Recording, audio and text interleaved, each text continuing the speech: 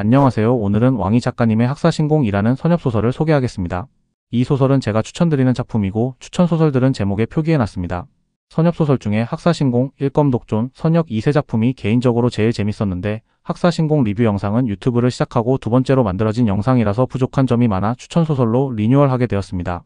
선엽소설을 처음 접하시는 분들은 학사신공이 가장 좋다고 생각합니다. 제가 많은 선엽소설을 읽어봤지만 독자들이 헷갈려하는 경지 구분과 요수 혼령 그리고 수선자들이 사용하는 비술 등을 단계별로 잘 설명해줘서 선엽이라는 장르에 입문하기 좋습니다. 학사신공은 크게 분류하자면 3부작으로 인계, 연계, 성계로 나눌 수 있습니다. 연기, 축기, 결단, 원형, 화신까지 경지를 돌파하면 다음 경지를 이루기 위해 더 많은 연기가 풍부한 연계로 넘어가야 합니다. 인계에서 가까스로 살아남아 지존격인 화신기 경지까지 이뤄도 연계로 가면 화신기들은 발에 채일 정도로 많아져서 마치 군대에서 조장급도 안 되는 일반 병사 수준입니다. 감당 안 되는 고수들은 피하면서 한두 경지 위의 수도자들을 잡아가며 각종 기연을 향해 목숨 걸고 쟁취해서 다시 경지를 빠르게 올려야 합니다. 이런 방식으로 3부격인 성계까지 올라가야 해서 호불호가 갈릴 수 있는데 단점은 중간 과정이 다소 지루하게 느껴질 수 있다는 점입니다. 반면에 장점은 세계가 바뀔 때마다 새로운 인연과 악연이 등장하며 마치 매번 다른 소설을 새롭게 읽는 듯한 신선한 재미를 준다는 데에 있습니다. 학사신공은 88권 분량 중에 2권이 넘어야 본격적인 수도자들과 만나면서 수도계에 입문합니다. 그 전에는 무림 문파들과의 분쟁과 주인공 한립을 수도자로 시야를 넓혀준 스승과의 악연을 정리하는 과정이죠. 악연이 끝난 자리엔 새로운 인연이 기다리고 한립의 진짜 여정은 이때부터 시작입니다. 소개하는 줄거리 내용은 무림 생활이라고 볼 수 있어서 미리 양해를 부탁드리고 주인공 한립의 가장 강력한 기연 신비한 병을 얻은 과정과 수도자 입문까지의 내용을 이야기하겠습니다. 이야기는 시골 출신의 소년 한립이 칠연문 제자 선발에 참여하며 시작됩니다. 칠연문산에 도착한 한립은 제자 선발 시험에 참여합니다. 시험은 대나무숲, 암벽, 그리고 마지막 낭떠러지를 통과하는 혹독한 코스로 구성되어 있습니다. 한립은 끝까지 포기하지 않고 낭떠러지를 오르지만 시간 내에 도달하지 못합니다. 하지만 그의 끈기와 집념은 인정을 받아 또 다른 아이 장석철과 함께 기명 제자로 남게 됩니다. 이후 한립과 장석철은 신비로운 인물 문대인의 눈에 들어가 그의 제자가 되어 별도의 수련을 받게 됩니다. 문대인은 두 사람에게 장춘공이라는 정신 수련 방식의 특별한 내공법을 전수합니다. 이 과정에서 장석철은 내력을 얻지 못한 반면 한립은 느리지만 착실히 성장하며 문대인의 기대를 받게 됩니다. 시간이 흐른 후 문대인의 시험에서 한립은 드디어 자신 안의 특별한 내력을 증명하고 문대인의 직계 제자로 승격됩니다. 반면 장석철은 구결 수련에 실패하지만 육체를 단련하는 기괴한 무공삼각공을 배우게 됩니다. 어느 날 한립은 산길을 걷다 우연히 신비한 병을 발견하게 되고 병 안에 담긴 무언가에 흥미를 갖습니다. 그는 병을 열기 위해 돌망치로 병을 깨려 시도하나 병은 전혀 손상되지 않습니다.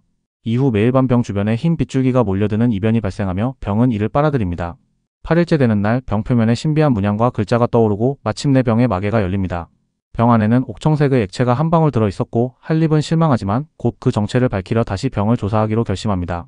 그리고 은밀한 실험 끝에 병 속 액체가 약초에 닿으면 평범한 약초가 단숨에 수십 년 된 진기한 약초로 변하는 놀라운 효과를 보입니다. 문대인은 급속한 노화로 인해 수명을 잃고 있었고 그의 애정 어린 시선 속에 탐욕이 스며 있음을 한립은 감지합니다.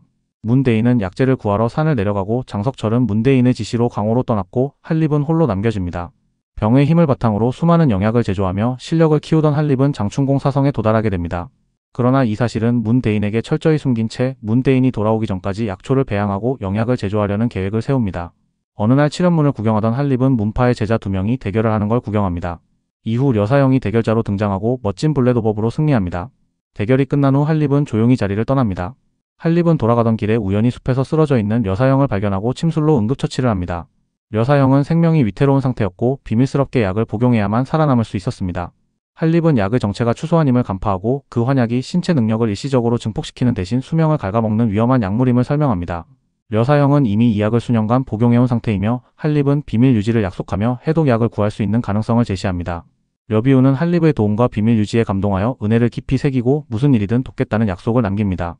어느덧 4년이 흘러 문대인의 귀환과 함께 장춘공 사성 달성 사실을 철저히 숨기지만 결국 내력을 들키고 맙니다. 문대인 옆에는 정체를 알 수 없는 인물이 동행하고 있어 새로운 긴장감이 흐릅니다. 한립은 문대인에게 내력을 들킨 후 위협을 받습니다. 문대인은 한립을 이용해 자신의 원래 신체를 회복하려는 계획을 대놓고 말해줍니다. 사실 그는 독에 중독되어 37의 나이에 급격히 노쇠한 상태이며 유일한 해법이 장춘공 사성 수련자와의 운기행공임을 고백합니다. 한립이 바로 그 유일한 희망이었기에 모든 진실을 털어놓지만 그 방식은 위협과 강압이었습니다. 한립은 그의 말에 충격을 받지만 이를 드러내지 않고 내심 반격의 기회를 엿보게 됩니다. 문대인은 한립에게 시충환이라는 독을 먹여 목숨을 쥐락펴락합니다. 1년 안에 장춘공 사성에 도달하지 못하면 톡충이 몸속에서 부화하여 생명을 잃게 되는 상황에 몰립니다. 또한 문대인은 한립의 가족까지 언급하며 협박하고 한립은 분노를 사귀며 살아남기 위한 선택을 합니다. 려비우와의 비밀스러운 만남도 재개되어 약을 대가로 칠절당의 무공을 전수받게 됩니다. 려비우는 칠절당에서 자방건법 서책 74권을 몰래 가져와 한립에게 전달합니다. 자방건법은 징계 없이 상대의 시야와 착각을 이용해 일격을 가하는 정교한 건법이며 익히기 위해선 특별한 조건이 필요합니다. 징기 사용자가 익힐 수 없고 방대한 양과 복잡한 조건으로 인해 지금껏 아무도 완성하지 못한 무공입니다. 한립은 이를 자신의 마지막 희망이라 판단하고 수련을 결심합니다. 그는 천부적 기억력으로 책을 빠르게 습득하고 자방건법의 원리를 하나씩 파악해 나갑니다. 그리고 이 무공을 통해 스스로를 지키고 문대인의 위협에서 벗어나려는 결심을 굳힙니다. 이제 주인공 한립이 문대인의 진실과 자신의 생존을 둘러싼 위기를 마주하며 내면의 결단을 굳히는 전환점입니다. 또한 려비우와의 우정 그리고 숨겨진 무공 자방건법을 중심으로 한립의 성장과 탈출 계획이 본격화되는 구간입니다. 문대인은 칠연문에서 꽤 높은 위치지만 자신의 생명을 연장시키는 일에만 몰두하고 문파의 일은 돌보지 않고 있습니다. 장충공은 한립이 최초로 얻은 수선비술이며 수선자의 자질이 있어야 익힐 수 있습니다. 한립은 문대인을 경계하며 단기간 내 생존력을 높이기 위해 자방건법 비급 중 간단한 기술들만을 집중적으로 수련하기로 결정합니다. 한립은 은밀한 동굴에서 감시를 피해가며 자방건법을 익히고 장충공이 육성 단계에 도달합니다. 그는 이 수련을 통해 기의 흐름을 조절하고 감각을 예민하게 만드는 데 성공합니다. 1년이 된 날 한립은 문대인을 찾아가고 문대인은 해독약을 건네며 그의 성취를 확인하고자 맥을 짚습니다.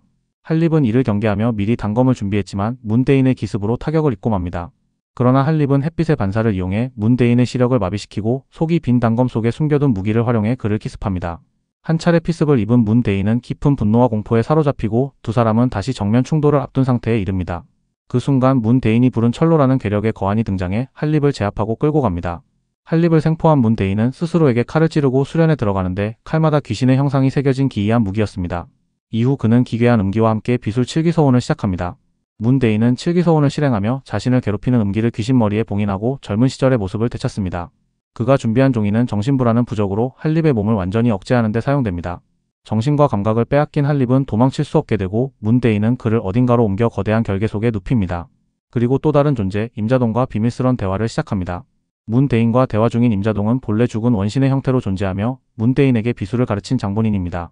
이들은 서로를 불신하지만 육체를 차지하려는 목적에서 일시적 협력 관계를 유지합니다. 문대인은 한립의 몸을 빼앗기 위해 술법을 펼치지만 뜻밖에도 한립의 장충공 수련도가 육성이라서 술법이 역류하고 맙니다.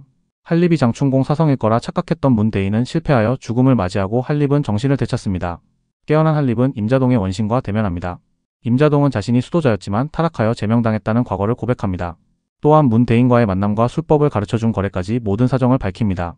임자동은 한립에게 함께할 것을 제안하지만 한립은 그의 본심을 꿰뚫고 독극물 칠독소와 단검으로 그의 원신을 공격합니다. 마지막에는 햇빛을 이용해 임자동의 원신을 완전히 소멸시킵니다. 이어 문대인의 시신에서 유서를 발견하고 자신에게 음독을 심어두었음을 알게 됩니다. 유서에는 문대인의 처와 딸 그리고 가산에 관한 부탁이 담겨 있었으며 해독제는 문대인의 딸과의 혼인을 통해서만 얻을 수 있다는 조건이 명시되어 있었습니다.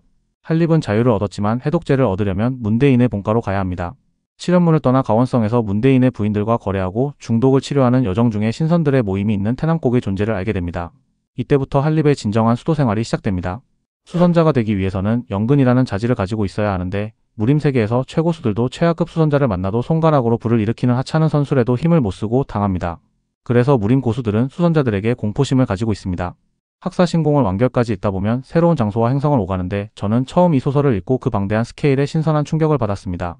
주인공이 가진 무기들부터 아이템들이 처음에는 그냥 나무 뿌리 같은 칼이지만 최종 업그레이드 후에는 사람이 된다든지 나무와 풀도 오랜 시간이 지나 수도하면 사람이 되는 세계라서 책을 읽다 보면 신기한 게 많습니다.